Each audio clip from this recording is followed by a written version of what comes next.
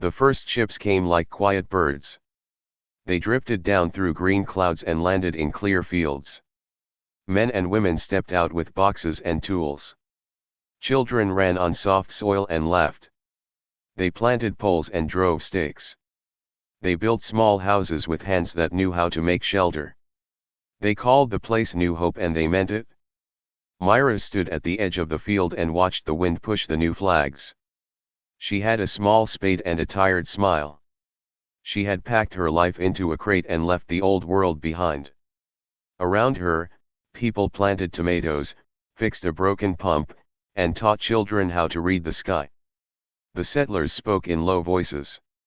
They spoke of beds and bread and the small kind of peace that grows when nights are safe. At first the planet seemed empty in the way a garden is empty before harvest. The settlers made the space their own. They planted, they laughed, and they learned to watch the thin stars at night. They traded seeds for sugar. They repaired old engines and turned a scrapyard into a workshop that smelled of oil and bread. Then, on a clear morning with dew on the grass, the sky changed. A black shape slid where nothing had been. It was not loud. It did not scream. It simply moved into place and hung like a blade. The ship above sent one voice that the whole valley could hear. It spoke in a slow, even voice. "Leave now," it said. "This world is claimed. You are not permitted to settle." The words echoed like stones thrown into a calm pond. For a moment no one moved. Farmers looked at the sky. Mothers took children from the fields. A dog barked once and then stopped. The settlers had not expected a welcome. But they had not expected a demand. They had built houses and fed neighbors and learned the names of the small birds that nested in the hedges. How could they go? At the council in the old barn, men and women sat on boxes and benches. Their faces were bright with face dust and worry. Myra spoke last. "We came to build," she said. "We came to stay." She kept her voice small so the children would not hear the tremble in it. Others argued. Some said to leave while they still could. Some said to send a message and wait for help. The elders favored calm. The new ones spoke with the heat of thin hope. Before the council could decide, the voice in the sky spoke again. This time it sent images, maps and rules and the clear sign of a claim. The aliens named the land and numbered it. They gave the settlers an hour to go. The hour was a stone. It sat heavy in the pockets of every heart. "We will not run from the soil we planted," said Jalen, a man who had kept a candle alive for 3 nights when a storm took all the lights. He stood and pulled his coat tight. "If they want a fight, they will learn our name." The settlers were not soldiers. They were bakers and teachers and welders. They had not come for war. They had come because of hunger for land and quiet. But when the time came, they found a shape in themselves that could stand. They formed a small militia from rope and grit. Old men who had once been sailors took watches.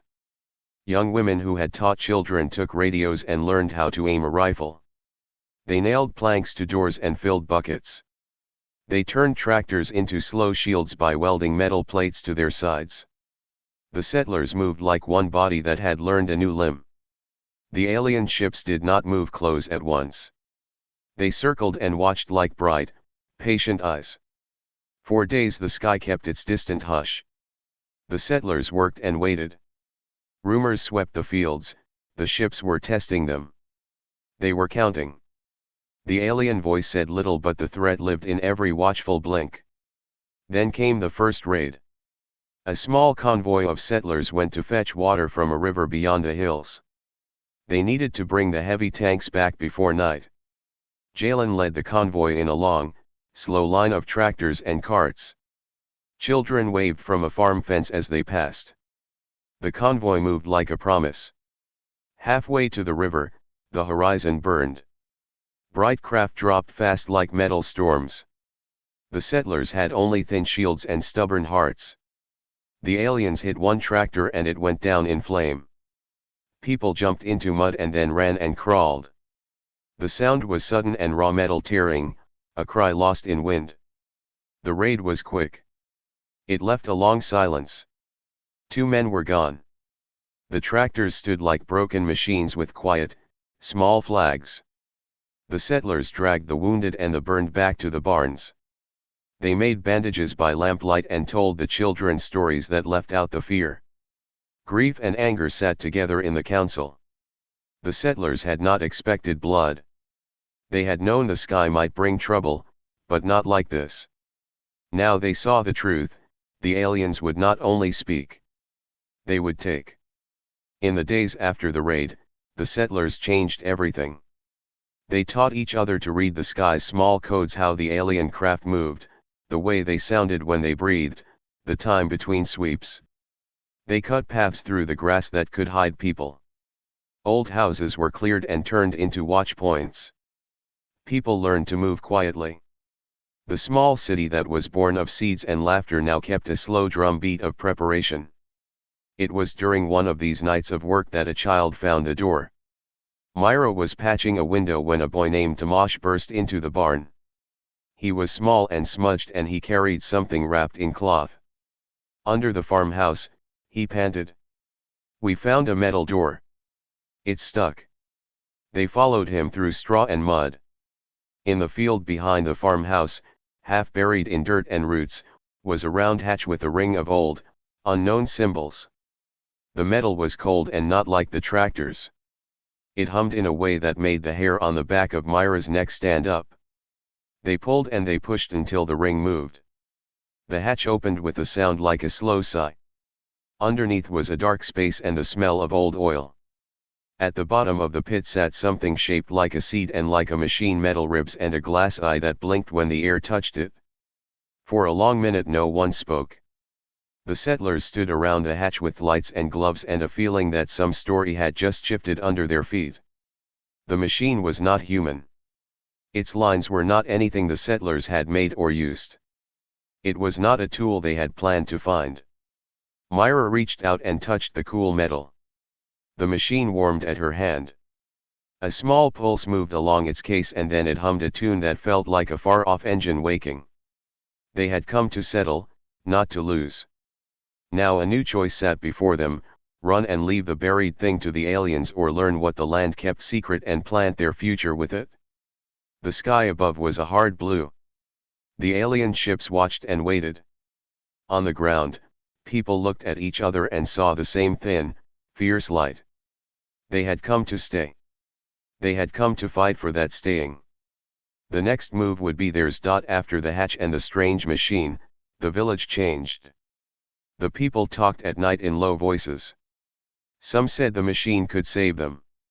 Some said it would make more danger. The alien ship above made no answer. It only watched. The next morning the sky felt different. Alien patrols moved slower. Small craft circled the planet like knives. Messages to other settlements went quiet. The orbit above cut off long-range signals. What had been a small life of farming and fixing turned into a life of small alarms and careful steps. The settlers learned a new word: siege. Food that once seemed plenty grew thin. Bread was sliced thinner. The milk was saved for babies. Myra stood by the ration line and watched faces fold. Old men who had laughed weeks before now kept their hands in their pockets. Children were told not to go to the river alone. Every small thing became important: a bolt, a match, a clean cloth. Jalen walked the streets and listened. He had been a sailor and he understood waiting. He saw markets move to shadowed lanes at night. He saw people trade small things in whispered ways. A woman gave her extra sugar for a battery pack. A father traded his watch for a radio part. The settlers learned to hide the things they could not give up. Work in the scrapyard grew quiet and steady. Hassan, the old welder, taught boys and girls how to bolt plates to tractor sides. They turned farm machines into slow armored carts. It was not a fleet. It was a line of stubborn iron and people who would not run. The carts had no glamour. They had dents and paint and the smell of sweat. They had grit.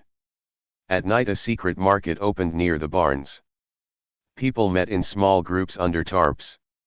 They sold canned food, spare spark plugs, and old radio tubes. Raffi, a thin man with quick eyes, ran small smuggling trips. He knew paths the aliens did not see. He took parts from one place and left medicines in another. Raffi moved like a shadow and his small boat moved like a promise. The council gave orders. No big fights. No open raids. They would only move for life-saving need. But a town needs water and sometimes need does not listen to orders. The central well had not run dry yet, but the river above the hills was a prize the aliens could take if they wished. The council decided to send a small convoy for water. It would be slow, quiet, and hopeful. Maya, a teacher who had always sung to children at dawn, volunteered to lead. People thought her brave because she had a calm face in storms. Maya's convoy left at first light. It was a long line, carts with jerry cans, 2 armored tractors, and a small cart with a radio. Children stood on the hill and waved. Myra pressed her hand to her mouth and watched the convoy go like something fragile into a wide sky. Halfway to the river, the convoy found a line of machines. They were not fighters. They were harvesters, ugly frames with long arms that drank water and poured it into tanks. The harvesters moved like hungry insects. Around them floated small drones that took pictures and scanned for life. The convoy slowed. Maya raised a flag and tried to talk on the radio. The harvesters did not answer. The drones circled and marked. A sudden light cut the morning. Alien dropships fell fast and low. They surrounded the convoy with clean lines. The harvesters lifted their arms and the drones made a net of cameras. The settlers had no way to hide. The fight was short and terrible. The harvesters pushed and shoved. One tractor took a direct hit and went up in smoke. Men and women ran and fell. Maya moved to the injured and tried to help. She pulled a child from the mud and wrapped him in a blanket. The noise was like metal beaten with fear. When the dust cleared, 2 carts were gone and many were hurt. Maya did not come home. A small plastic toy lay near the broken wheel where she had fallen. On the hill, children watched in silence. The city moved like an animal with a sore leg. People wept and then folded their grief into work. They had to keep living. After the raid, anger spread like a new heat. The council met and the old rules bent. They could not only hide now. They needed answers. Raffi returned from a night run with a story and with parts he had smuggled. He had seen a line of alien tanks moving water to a high platform near the hill where the hatch was found. He said the harvesters carried pipes that matched the symbols on the hatch. That machine, Raffi said, voice tight, is not just a piece of metal. It is part of their system. They bury things and then take what they want. They own pipes and pumps. They will take our water if we let them. The words landed like a stone. The settlers looked at the hatch differently now. What had seemed like a chance might be a trap. The buried thing might be a key for the aliens. Or it might be a tool they could use. Hassan and Jalen went to the hatch with bolts and a plan. They worked with slow hands. The machine lay under its blanket of earth like a heart waiting. They cleaned the glass and looked at the symbols again. There were more marks than the first time. Little lights blinked under the lid. Tomash, the boy who had found the door, stood close. He felt the metal hum under his palms. For a long moment no one spoke. The wind made the grass whisper. Myra touched the metal and felt a small pulse. Suddenly a quiet beep came from the machine. It was a small sound, like a clock that had been sleeping. The machine's eye shone a soft blue. On the radio Raffi had left near the hatch, a tiny speaker answered with a single word in a voice no one knew. Home, it said. The word was small and it broke the night into pieces. Whoever had buried the machine had also given it a name. Someone somewhere had listened. The settlement held its breath. Above, The alien harvesters turned and sent out a new signal. The sky was not a lid now. It was an open mouth. Myra looked at Jalen and saw in his eyes the same thin fierce light she had seen when the first word from the sky had spoken. They had come to settle, not to lose.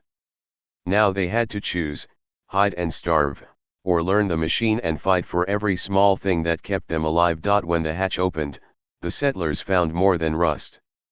They found a heart of old metal. It sat like a seed in the dark, small and strange.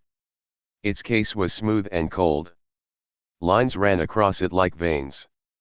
A glass eye blinked when the air touched it. The machine did not look like any tractor or radio. It looked like a thing made to last. Hassan wiped his hands on a rag and looked at the metal.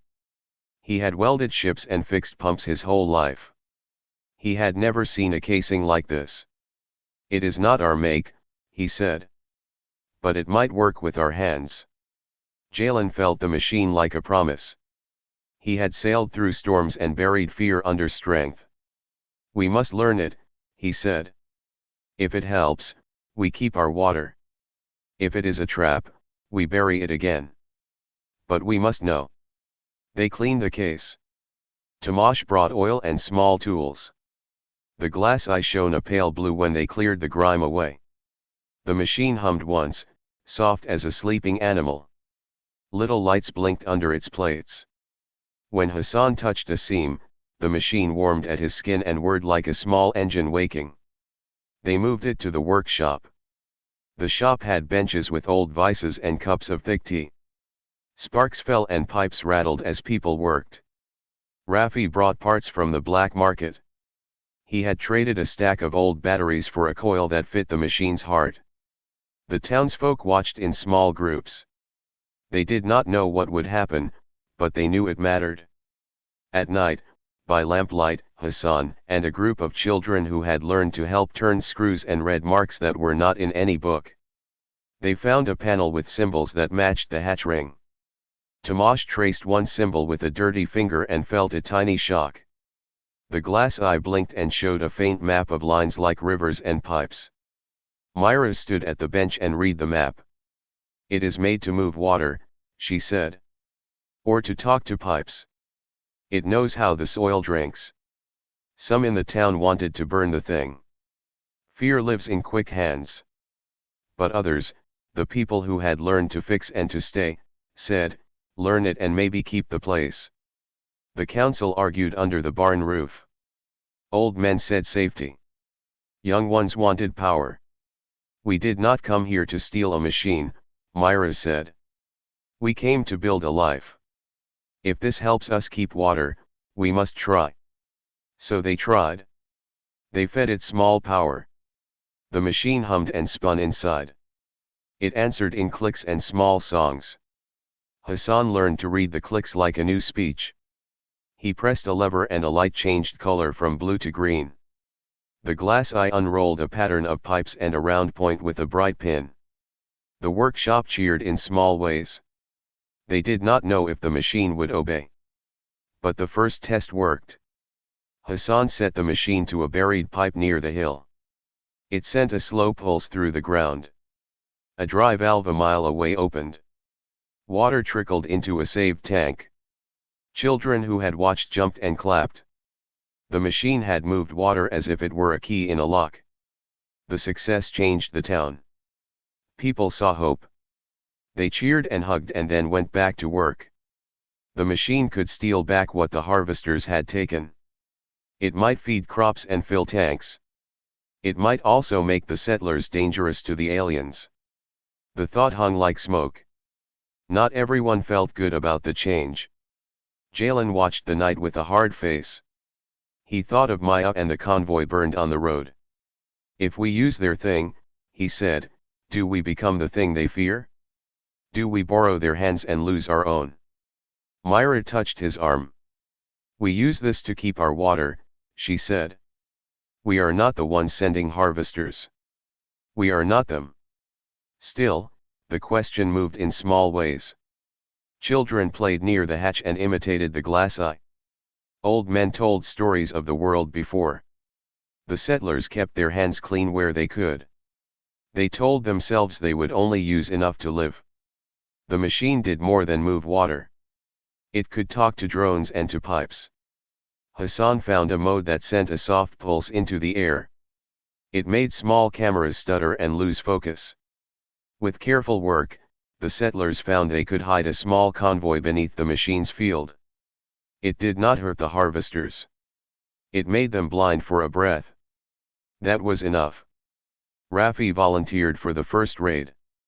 He moved like a shadow and smiled like someone who kept secrets. The plan was small and precise. At dusk, Rafi and 3 others would drive a cart to the platform where the harvesters filled tanks. The machine would send a pulse. Drones would blink. Guards would look away. The settlers would flip a valve and drain a pipe. They would take back a barrel or 2 and show the harvesters they could not take all. The night smelled of diesel and wet earth. Rafi's cart creaked. Hassan sat on the wheel with a bandana. Tomash held a small light and a spanner. Myra walked behind them with a radio and a list of names to call if things went wrong.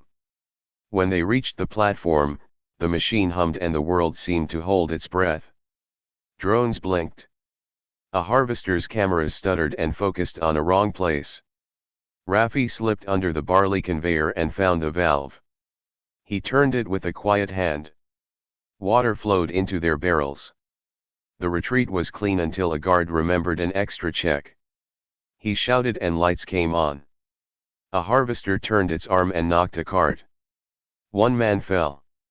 Tomash rolled and hit the ground. Hassan helped him up with blood on his palm. Rafi pushed the cart and ran. They reached the hatch with 2 barrels. The town opened gates and took the water in like a miracle. They cared for the hurt man and tended the spilled oil. They did not sing. They only breathed and worked. The raid had a cost: a sprained arm, a cut face, a new wound in the town's skin. That night the machine blinked strange. Its eye pulsed more quickly than before and then slowed. On the glass, new symbols burned like a name. A far coordinate flashed once and then again. A small tone answered it, not their tone. It was a long call from far away. Rafi sat with his chin on his knees and tried to sleep. In the distance, a bright point moved in the sky. The machine had done what it was built for. Now it had answered a voice that was not local. The town woke to a sound like a bird crying in metal. Above, a shadow moved that none of them had seen in the maps. The machine had called. And someone or something had answered. The machine had answered a voice from far away. The town woke to a new danger and a new chance. The small light in the sky had not been a friend. It was a marker. It had pointed to someone who listened.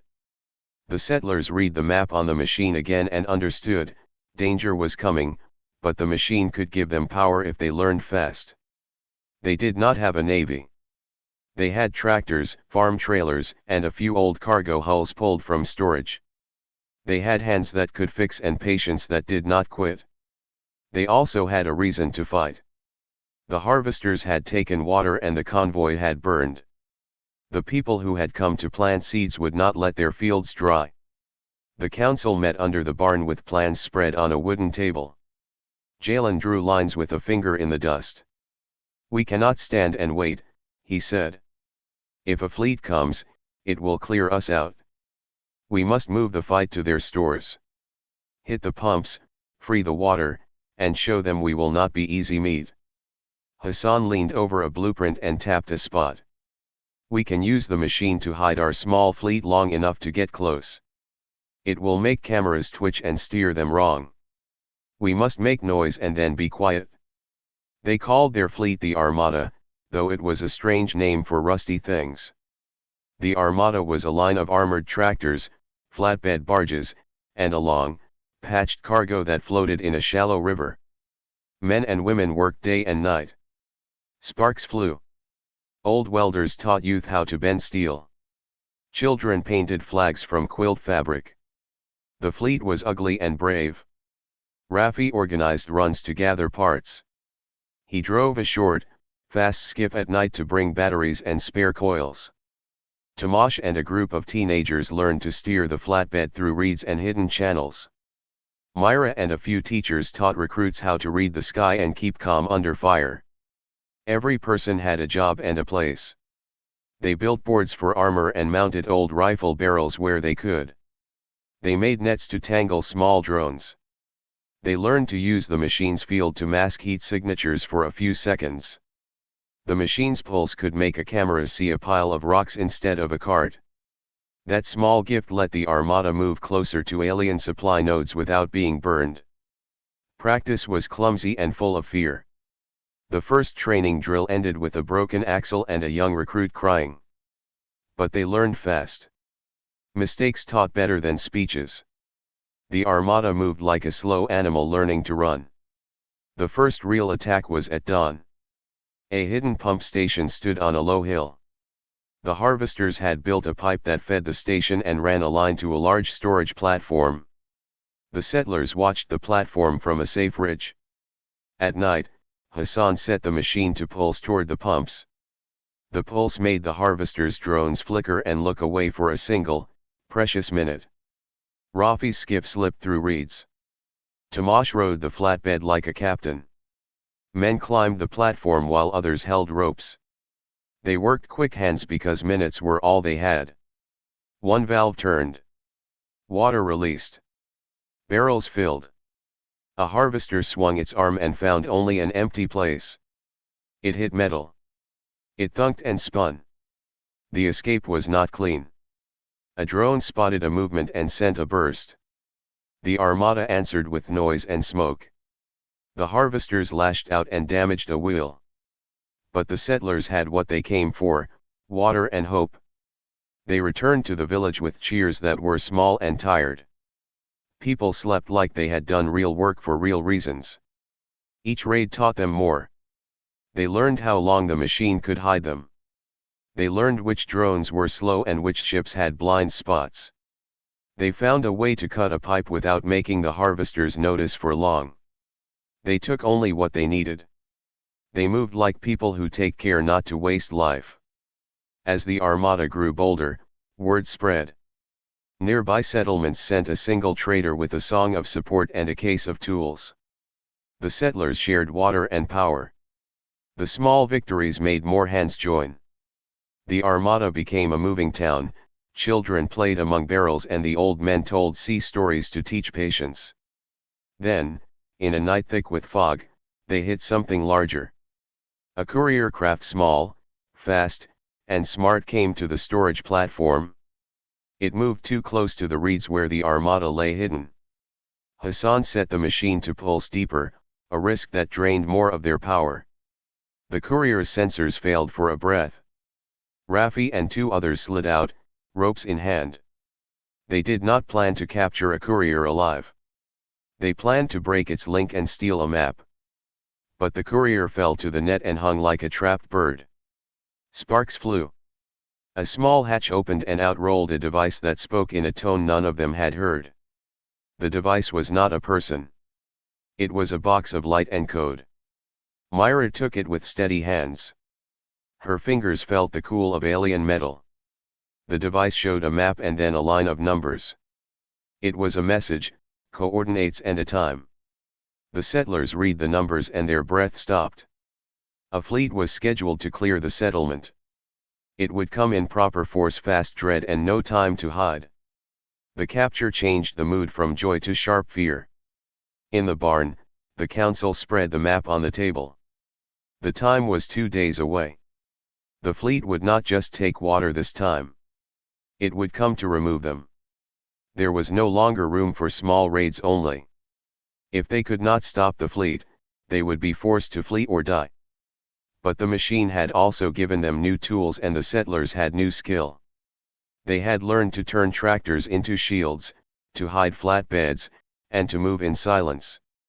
They had learned the time the harvesters took between scans. They had one more thing, the captured courier device. It was a thin line into the enemy's plans. Jalen looked at the young faces in the barn and saw the same fierce light that had pushed them to stay. "We did not come to the stars to be taken," he said. "We came to put down roots. We fight now or we lose our home." They had 2 dawns to prepare. 2 dawns to make the armada into something the fleet could not ignore. 2 dawns to decide what it meant to be settlers who would not run. Outside, the machine hummed in the workshop and blinked to a rhythm like a heart. Above, a small bright point moved that had not been there yesterday. The sky watched and waited. The armada readied. The 2 dawns passed like slow drums. The armada worked and the town did not sleep. People fixed plates, checked guns, and practiced hiding behind carts. Children learned to carry water quietly. Old men taught knots and watch calls. Every small job mattered. Every small hand moved like part of a single body. Myra walked the line at dawn and watched faces. She saw tired eyes and steady jaws. Jalen stood by the big tractor and tightened a bolt with hands that did not shake. Hassan checked the machine in the workshop and listened to its soft hum. The machine had given them chance, but it had also called someone far away. The fleet would come, big and clean and full of rules. The settlers had learned to make rules of their own. They did not plan to meet the fleet in open field. The armada would not fight a proper battle. Instead, they would be many small knives. Their plan was simple and sharp: hide the armada near the reed beds, use the machine to blind and confuse the fleet's scouts, and then strike the supply platforms and the landing boats while the enemy tried to fix a problem they did not understand. On the night before the attack, Myra and Jalen sat with a map under a lamp. The captured courier device lay between them like a key. They had learned enough of its code to know the fleet's time and approach vector. They also learned a small weakness in the fleet's schedule: long shifts and short rests for pilots. The settlers would use that. "Remember," Myra said, voice low, "we take only what keeps us. We do not burn more than they would take from us. We are not them." Jalen nodded. "We keep our hands clean where we can," he said. "But we do not leave our homes." At first light the fleet came like a storm. Specks grew into shapes. Engines made lines across the sky. The settlers lay like wood under snow, each heart beating like a small drum. The armada stayed hidden where the machine's field made cameras look like a bad map. Drones swept close and saw hills of rocks. A courier flew near and its sensors stuttered. Hassan kept the pulse steady and felt the battery heat under his palm. Then the first boats dropped. They moved with bright, certain lines. Landing ramps unfolded. Men in crisp armor stepped onto soil that smelled like bread and wet dirt. For a breath the settlers felt fear like a cold hand. Then the plan moved. Rafi and Tamash slipped from the reeds. They ran like boys who had learned to run on wet wood. The hidden carts burst into motion. Tractors roared and flatbeds pushed forward. The machine's pulse flicked and the harvester's cameras caught ghosts. The fleet's early alarms were slow to burn. The settlers did not attack to kill the whole fleet. They struck the pumps, the supply tanks, the cranes that fed the harvesters. They cut pipes and freed barrels. Sparks flew. Screams and alarms mixed with the sound of metal and shouted names. The armada moved with a strange grace: no drill, just people who had built things and now used those hands in a different way. A dropship came low to take a pump back. Mara, a teacher who had learned a rifle, stood at the top of a tractor and aimed. She fired a bright round that cut a cable. The dropship spun and landed hard in a marsh. Soldiers spilled like beads. Some ran and were taken. Some ran and hid. The settlers gave chase in small teams, not to hunt them down, but to stop them from calling for more ships. In the chaos, the machine did something no one had expected. It sent a long, low pulse into the air that matched part of an alien signal. The fleet's network thought it was a command from their own lines. For a moment pilot consoles blinked wrong, some ships paused, unsure.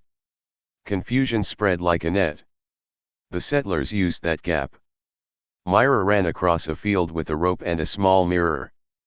She climbed the hull of a broken harvester and flashed the mirror into a camera lens. The camera hiccuped and turned. A young pilot saw a false image and ordered his wing to fall back. Then another wrong order came from a machine thinking it heard real command. The fleet faltered. The battle turned not because of firepower but because the settlers made the fleet doubt the truth of its own eyes. Machines that trusted only clear rules could not hold when the rules bent.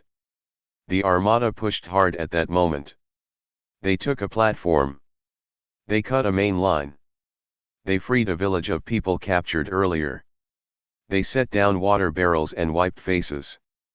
At the end the sky went quiet. The fleet gathered itself and left in uneven lines, not the organized retreat the settlers had feared. The command ship hovered, then turned away. They had not won a grand victory. They had kept their home. The cost was real.